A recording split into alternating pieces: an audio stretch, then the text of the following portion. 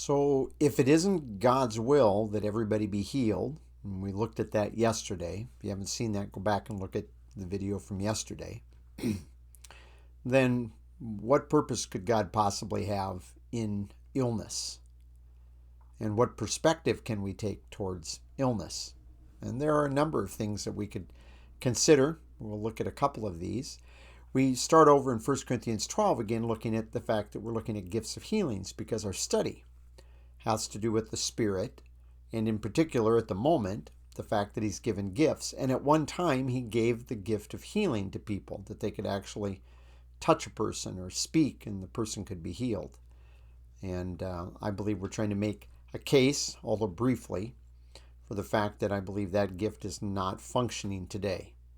I'm Pastor Tim Holscher, and we want to appreciate what God is doing rather than being disappointed. And I think believers can sometimes be upset and wonder if something's wrong with them, or maybe they don't understand God. And that's, I think, really is what the case is. And sometimes there are even Christians that come to doubt God because they've been taught that they should be healed or they should be healthy. And when it doesn't happen, they don't understand why God would allow it to be this way. One instance, and probably one of the ones a lot of people think of, but we don't always want to go to, is in the book of Job. Now, Job lived a very long time ago. Probably, we don't know for sure, but we suspect maybe around 2000 BC, perhaps a contemporary to Abraham. Job was a righteous man, and it tells us this. And so I want to read through this passage, Job chapter 2, verse 1. There's an event that has happened preceding this. We don't know how far before, but probably in some close succession in chapter 1, but this one's going to relate to his health. And it says, "Again, there was a day when the sons of God came to present themselves before the Lord, and Satan also came among them to present himself before the Lord. And the Lord said to Satan, 'Where have you come from?' And Satan answered the Lord, and he said, 'From roaming about on the earth and walking around on it.'" Language in which he's not just strolling, he's hunting, essentially. "And the Lord said to Satan," or the adversary, "Have you considered my servant Job? For there is no one like him on the earth, a blameless and an upright man, fearing God and turning away from evil." So God says, you're trying to find, is there anybody that really honors me? He says, have you looked at Job? And he still holds firmly to his integrity, although you incited me against him to ruin him without a cause. Satan immediately responds to God, "Skin for skin, yet all the man has, he will give for his life." And if you're a person that lives without hope because you have not believed in Jesus Christ, or maybe you have believed in Jesus Christ, but you don't know what the Word of God says about our future and even this life, then you might be a person that lives somewhat hopelessly, and therefore, exactly as Satan is saying here, he's watched men for a while, and he's seen men will do anything to breathe the air another day. They will do everything to maintain even their way of life. So he says, "However, reach out your hand now, touch his bone and his flesh, and he will curse you to your face." In other words, he essentially, and he said this in the first chapter, but he's essentially implying the only reason Job is good and the only reason Job doesn't curse you is because you're protecting him and you're paying him off. It's the only reason in Satan's mind that a person will ever do what another person wants him to do is if that person makes it worth their while. But God says, "So the Lord said to Satan, behold, he's in your power, only spare his life." In other words, don't kill him. You can't demonstrate his righteousness if he's dead. So Satan went out from the presence of the Lord, struck Job with severe boils from the sole of his foot to the top of his head. Now, if you don't know what a boil is, I don't want to sit here and maybe make it disgusting, and I won't. I have had one. I know what that's like. I've known others that have had much worse than I ever experienced, and they are painful, very painful. I had one. Job was struck with them from the sole of his foot to the top of his head. And it says in verse 8, "And Job took a piece of pottery to scrape himself while he was sitting in the ashes." Probably because ashes were something that they used for medicinal purposes. We don't know. Could have to do with the grief. But God allows this to happen. And the purpose in the overall course of the book, and we're not here to teach the whole purpose of Job, but it is really to demonstrate. And we people do not like this, that God is absolutely sovereign and no one can stay his hand. It's not necessarily what we want to hear. We want to hear that God's manipulative. We want to hear that we're all free to make whatever choices we want to make. And yes, God gives us a tremendous amount of latitude, but in the end, God ultimately is sovereign. And he's demonstrating to Satan in this case that Job would remain faithful. But Job also, I think, in the time in between, sometimes like us, begins to grouse and goes, I don't want to be that guy that you use to prove you're faithful. I don't want this. This isn't fair. This is essentially what it comes down to. And I don't know that Job understood that Satan was the one that was striking him. He just is going to end up recognizing and kind of being frustrated with God.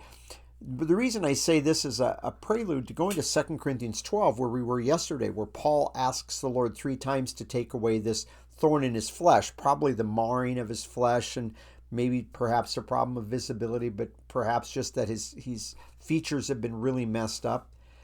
And Paul's conclusion when it was all done, when he learned that, as Jesus Christ said, my grace is enough, therefore I am well content, or not even content, it's a word, if I can pull up the Greek down here, it's a word meaning I have a good opinion about it. I have a good opinion? Really? With being messed up? Yeah, he says, I have a good opinion in weaknesses. That would be illnesses. And then in other things too. It doesn't just stick with just being sick, with insults when people treat you arrogantly, or distress when I go through tough times, persecutions, difficulties, for Christ's sake. For when I am weak, then I am strong. And you're strong because you cannot rely on your power when you're going through that. The power that has to be seen is going to be the power of Christ. And that is something that's hard for us to appreciate all the time. That when we have no other resources, and sometimes this is why God lets us come to our end, why he lets us go through these things, so that we rely on him as the only source of resource. And we sometimes struggle with that. We come to that place, we get that opportunity of seeing God work something out through us.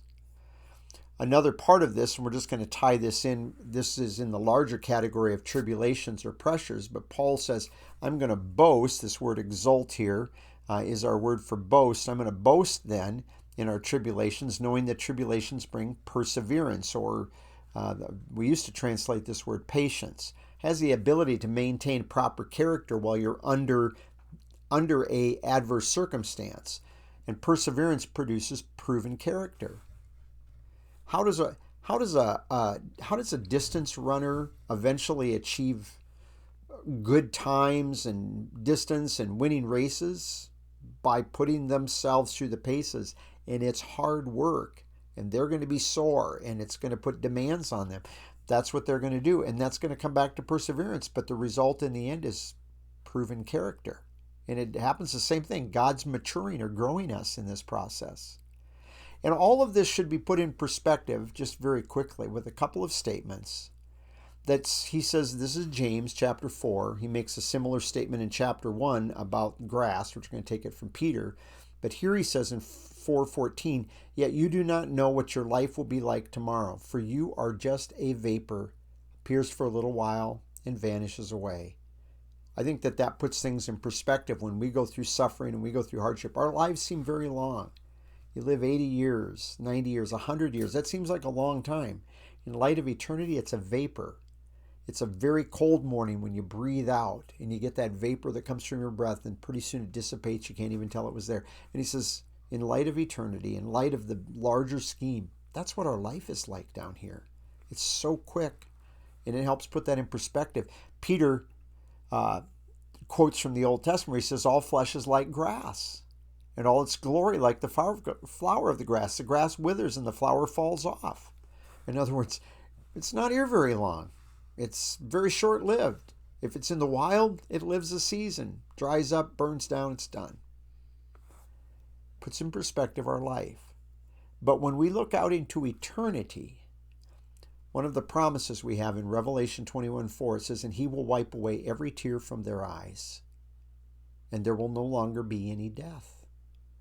There will no longer be any mourning, or crying, or pain. The first things have passed away.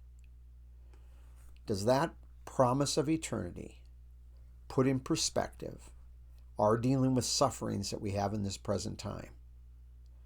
And it's for this reason that God has chosen not to heal us all the time. In fact, the gift of healing is past. And God is oftentimes going to get glory through us as we learn to rely on His power and to find His grace to be enough.